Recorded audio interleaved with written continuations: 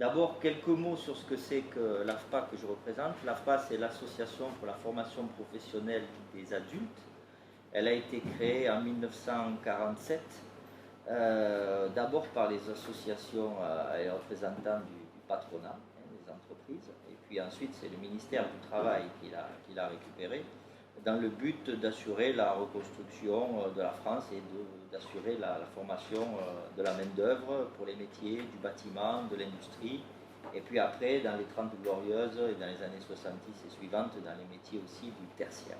Et ce qui est intéressant, je voulais rappeler ça, c'est que dans nos statuts, le législateur a transformé l'AFPA d'association en établissement public, industriel et commercial. Et il est bien précisé que l'AFPA doit assurer la promotion de tous les métiers et assurer l'égalité hommes-femmes pour l'accès à la formation et à l'emploi. Je passerai peut-être un peu rapidement sur les problématiques du marché du travail, mais on a une discrimination très forte des femmes à l'emploi.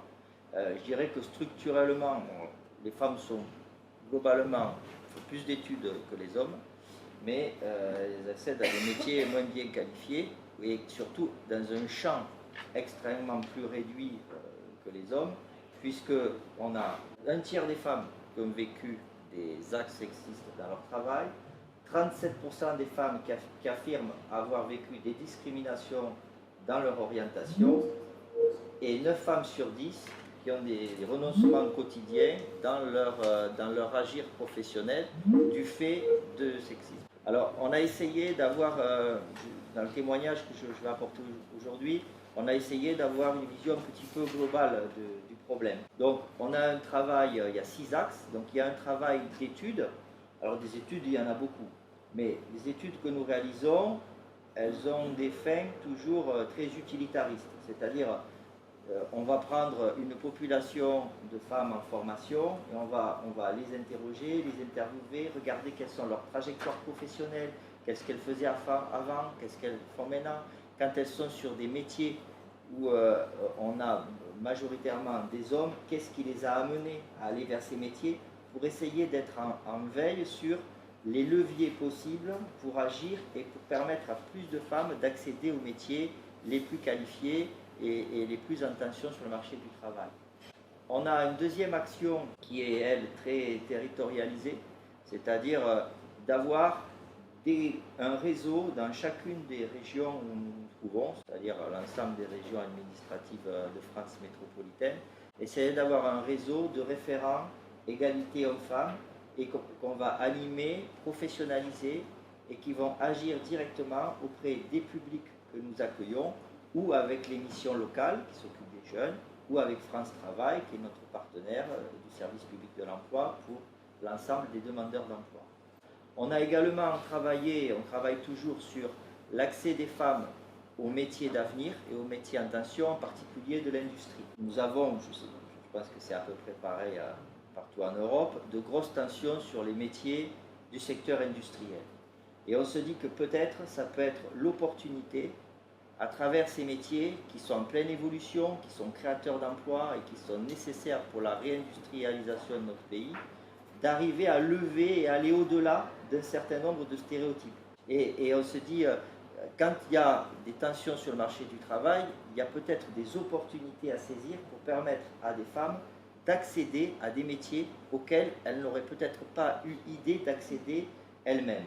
Parmi les actions aussi, nous avons sur le point 4 travaillé à des ateliers où en fait l'idée c'est de partir des besoins du marché du travail sur un territoire donné.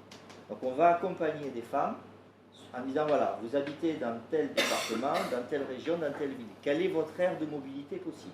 Jusqu'où vous pouvez vous déplacer? Quels sont aussi les freins à la mobilité? Et à partir de là, on va essayer de leur présenter tous les métiers accessibles. On a développé, peut-être c'est plus anecdotique, mais sur le point 5, c'est un escape game qui est plus général, mais qu'on va utiliser surtout pour les jeunes. Et de se dire que très jeune, il faut qu'on essaie de lutter contre les stéréotypes. Alors là, c'est une façon un peu amusante, un peu ludique, finalement de nous renvoyer dans le miroir nos propres stéréotypes, qu'est-ce qu'on véhicule comme opinion fausse, et pour essayer de désamorcer un certain nombre de pratiques le plus tôt possible, c'est-à-dire, nous on le fait surtout pour les programmes 16-18 et jeunes de 16 à 18 ans, pour essayer de préparer un peu l'avenir.